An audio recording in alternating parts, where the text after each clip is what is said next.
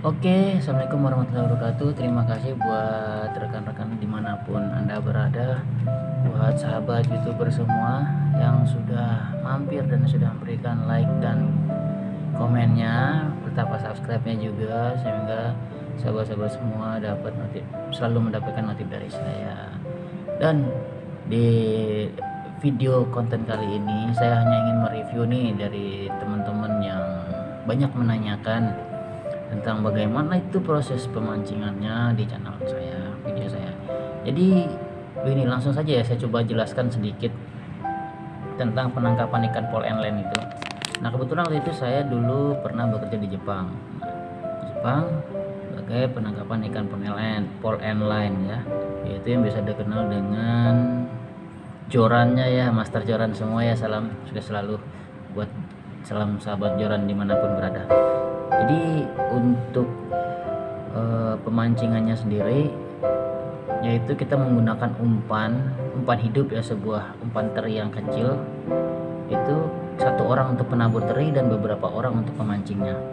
Jadi penabur teri ini yaitu untuk menarik si gerombolan ikan itu menuju kapal. Jadi ketika gerombolan ikan yang mengikuti teri-teri yang kita lempar, pemancing juga sudah bersiap-siap untuk memancing ikannya. Terus ada lagi pertanyaan dari yang terakhir dari Bang Asep Saripudin nih. Dari Bang Asep Saripudin, saya terima kasih ya sebelumnya untuk sudah hadir menyaksikan atau menonton konten saya dan sudah memberikan komennya juga. Untuk pertanyaannya gimana proses makannya? Ya seperti tadi, proses makan ikannya yaitu ketika kita menemukan gerombolan ikan dan si pelempar umpan itu berperan penting untuk melemparkan umpannya sedikit demi sedikit gitu kan. Dan akhirnya si gerombolan ikan ini berkumpul dekat kapal kita. Kapal berhenti dan pemancing sudah bersiap-siap untuk memancing ikannya. Nah, itu ketika si kailnya disamber oleh ikan, itu langsung diangkat. Kenapa? Karena kalau tidak itu akan terjadi terbelit-belitnya antara pancing si A dan pancing si B. Jadi ketika dia makan jebret, langsung kita angkat gitu teman-teman ya. Itu kita angkat dan kita lepas. Kita cukup nyentak sebenarnya, itu ada sentakan ketika ingin melepas kail dari mulut ikan. Kok bisa lepas sendiri sih teman-teman gitu ya? Ya teman-teman banyak juga nih bertanya, kok bisa lepas sendiri sih? Nah itu karena si kailnya ini tidak ada kail baliknya. Jadi ketika dapat kita langsung tahan, jangan sampai kendor. Kalau jika kendor, dia akan lepas, baik itu di laut, baik itu di tengah-tengah atau di depan kita, ataupun pas kita ini belakang. Jadi kita bisa atur sebenarnya lepasnya di mana. Ketika joran itu kendor, dia bakalan lepas sendiri. Jadi gitu. Ini untuk sistem makan, tarik langsung, jangan kasih kendor. Kita di atas, kita kasih kendor dengan sentakan sedikit, dia akan lepas sendiri. Nah, ada juga tuh beberapa kasus yang karena saking cepatnya ikan digunakan melaju, nah itu akan terkeram sampai ke tenggorokan. Nah, itu bisa nyangkut, jadi tidak bisa lepas diri. Kalau sudah nyangkut ya paling kita tarik seperti ini, congkel, nah itu baru makan paras. Itu teman-teman ya. Oke, terus gimana cara ikan yang nyangkut dipancing? Ya, terus kalau enggak perlu dikeluarin pancingnya dari mulutnya, nah itu juga sudah terjawab teman-teman ya. Jadi itu tidak perlu dikeluarin karena kita hanya butuh sentakan sedikit agar si nylonnya itu kendor dan pancing itu bisa bergerak sendiri. Jadi teman-teman yang bertanya, seperti itulah ceritanya sistem di pancingnya ini bisa Jadi itu aja ya sedikit ya teman-teman ya untuk reviewnya. Buat pertanyaan yang sangat luar biasa sekali, yang mewakili dari seluruh teman-teman yang sudah bertanya sebelumnya, mungkin saya jawab secara langsung di edisi kali ini. Dan paling ya dari teman juga nih, Dodi Osman nih, beberapa bulan yang lalu sempat komen juga, emang ada ya pengusaha Indonesia yang punya kapal seperti ini gitu kan ya. Kalau tidak salah di bagian timur itu ada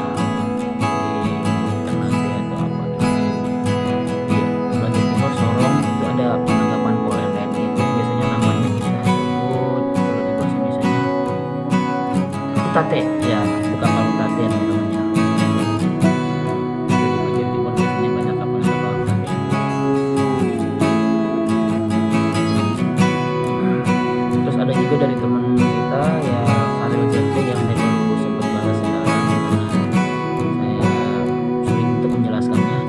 jorannya dari bahan fiber ya teman-teman. Jadi di sana itu sudah disediakan dari joran bahan fiber itu dengan kekuatannya masing-masing. Contohnya misalnya ikannya gede, karena kan kita tidak tahu nih gerombolan ikan itu ikan besar atau ikan kecil.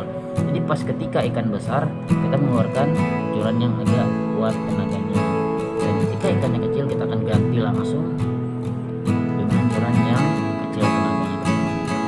Jadi kira gambarannya.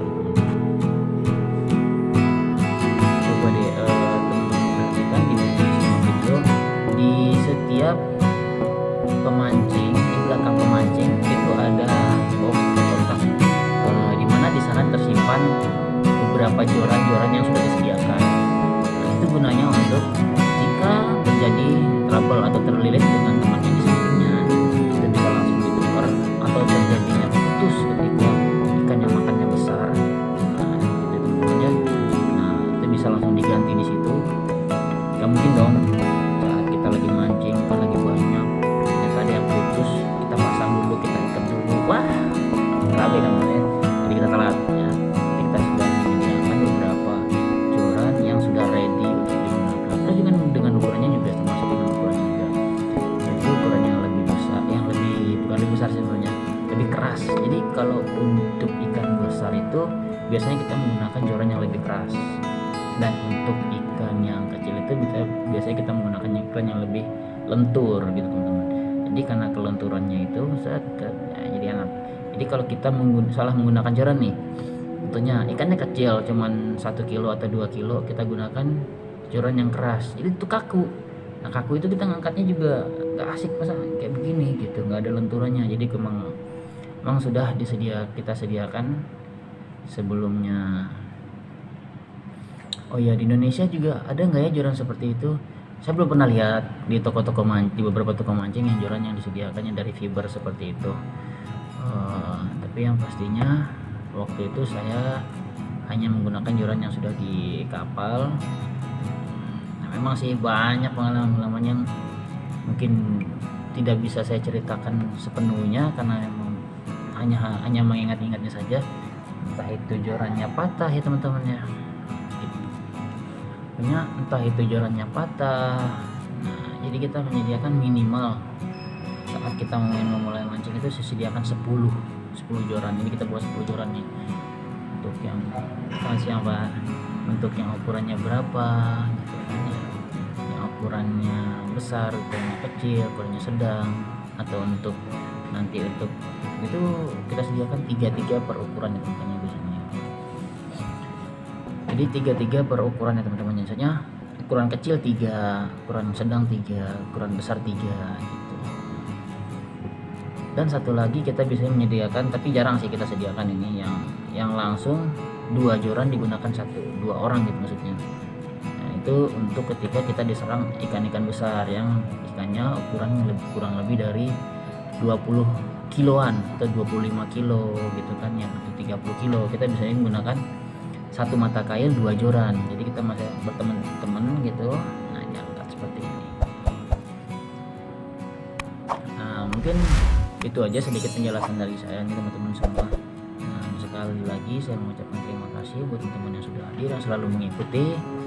Dan untuk kenapa, oh ya mungkin ada teman-teman yang sudah lama dan yang sudah lama bergabung atau yang selalu menantikan uploadan dari saya tentang mancing. Kenapa belakangan ini saya nguploadnya banyak game? Ini saya juga info ke teman-teman semua, karena di saat ini saya sudah tidak mancing ikan pol NN lagi gitu ya teman-teman ya.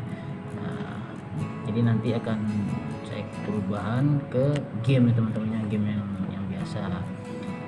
Jadi kalau memang nanti kita akan melakukan mancing, ada sih beberapa kali saya akan melakukan mancing. Nah kita akan share kembali, kita akan berbagi kembali teman-teman ya. Oke, paling itu aja sedikit yang saya sampaikan untuk review komen-komen dari teman-teman dan sedikit informasi dari seputaran mancing itu. Jika ada teman-teman yang ingin ditanyakan, silahkan ditanyakan di kolom komentar teman-teman ya. Terima kasih. Wassalamualaikum warahmatullahi wabarakatuh. Selamat siang, sukses selalu, salam satu.